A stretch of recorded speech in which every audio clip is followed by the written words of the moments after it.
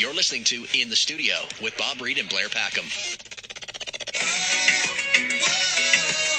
There's a little bit from our first guest this week. Hailing from the Hammer, as more and more musicians are calling Hamilton home, Dre Pao is racking up the views on Facebook and YouTube for his new single called MidNight.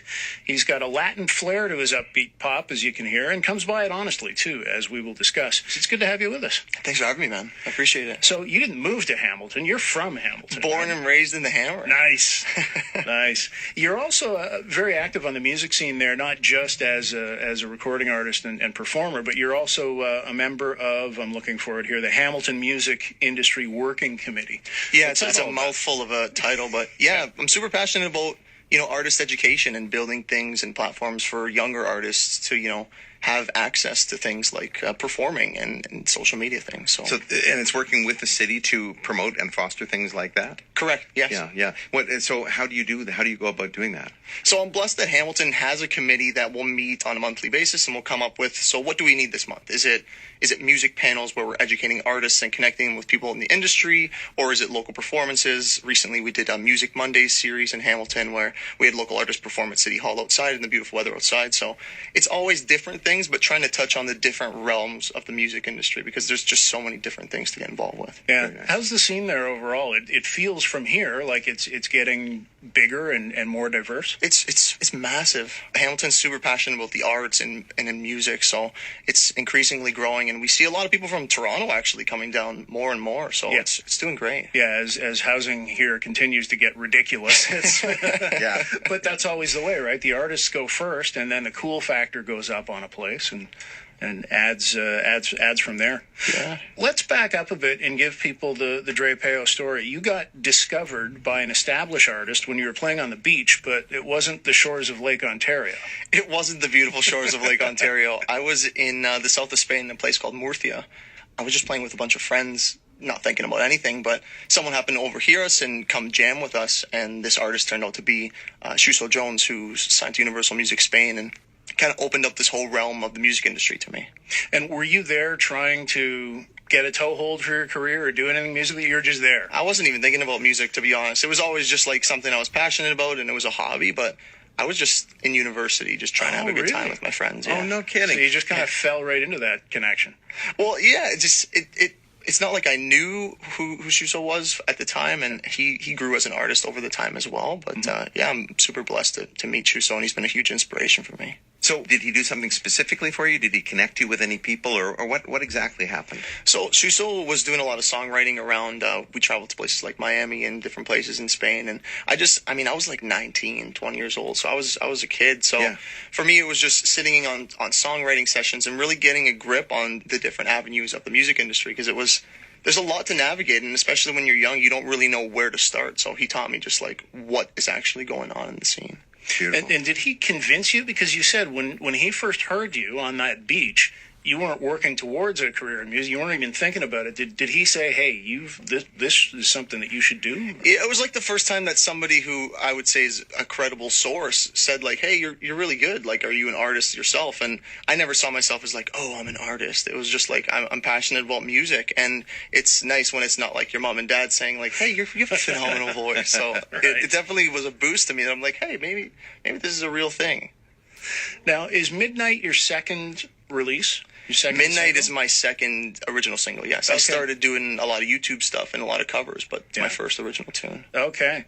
And the previous release, Without You, got 1.5 million Facebook plays and 250,000 spins on YouTube. That's amazing. Yeah, those are big numbers, right? Thanks, man. Yeah. And now MidNight's notching similar numbers, right? Yeah, MidNight just crossed over 1 million just not too long ago, a couple of days ago. So that was a huge relief for me, because releasing your second single after the first one doing well, you're like, oh geez, I hope it does as well, right? There's kind of this pressure, but it's really nice that people love the song and that I have the support of the people. Is there any strategy to working, like when you release your second single, is there anything you would do that you do differently in reaction to the success of the first one, or how strategically do you deal with social media? I mean, I'm super active on social media, and I work with a platform called Hamilton Rising, where we're kind of doing multiple videos a day, testing what's working on social media. But at the end of the day, it's sort of a crapshoot. It's interesting to see what's working and what's not, and stuff that I'm like, oh, this is going to go viral for sure. Sometimes doesn't move at all, and then it's the unsuspecting things that do really well. So it's kind of just build what you're passionate about, and hopefully that the platforms push it, and hopefully people like it. And the main platform for you would be YouTube.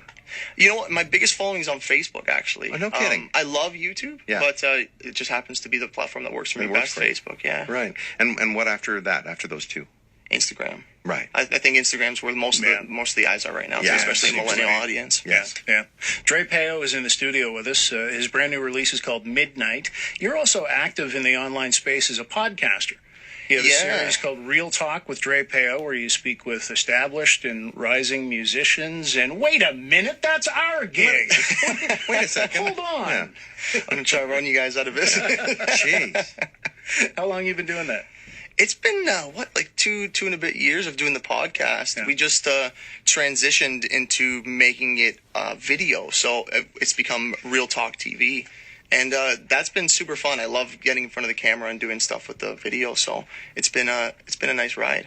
Nice cross promotion too, as well, for your recordings. Yeah, and it's fun that sometimes we'll throw in, like with the Real Talk TV, sometimes it's not even just musicians. It's just people who are involved with pop culture, and it's interesting just to speak with people who are passionate about social media and pop culture. Yeah, didn't you have the head of the Green Party recently? Yeah. We had the head of the Green Party. We had Nelk. I don't know if you know Nelk, but they're these huge pranksters, and one of them's actually from Hamilton, so we connected with them. Mohawk College was doing kind of like a talk with them, and it's hilarious, just the different people that actually are from Hamilton that are in these creative spaces. Nice. Where can people find links to the podcast and the videos? The best place to go is DrePaoMusic.com. That's where you can find the music. You can find the Real Talk TV series. You can find links to social media. It's the home hub. Are you a solo writer? Do you collaborate with others on the writing side? I mean, I'm totally open to collaborations. I work with my producer, so the last two singles have been written by myself and the producer, but I'm super passionate about songwriting, so I really try to do as much as I can by myself, but of course, collaborations is always something that brings a new flavor to songs, so I'm always open to it. That's great. Blair Packham is a staunch believer in the power of collaboration. Yeah, absolutely. Let's make a track. I'm down. Lay down some beats, Blair. I'll have one ready by the end of the show. On my phone. We won't perform wearing shorts, though, because rock stars don't wear shorts. Yeah, the only person who's allowed to wear shorts while rocking is Angus Young. Okay, that's true. AC/DC. That's it. That's it. That's it. Dre Pao's new single is called MidNight. Do check it out. It's all over Facebook. 1 million+ views in like 3 weeks, right? Yeah, man. Out of the just gate. about 3 weeks. Yeah. So good. Yeah. Great meeting you. Thanks for Nice to meet you, dropping man. by. Thanks for having me. Appreciate it. Real pleasure. We'll be right back with more of In the Studio with Bob Reid and Blair Packham on the Bell Talk Radio Network.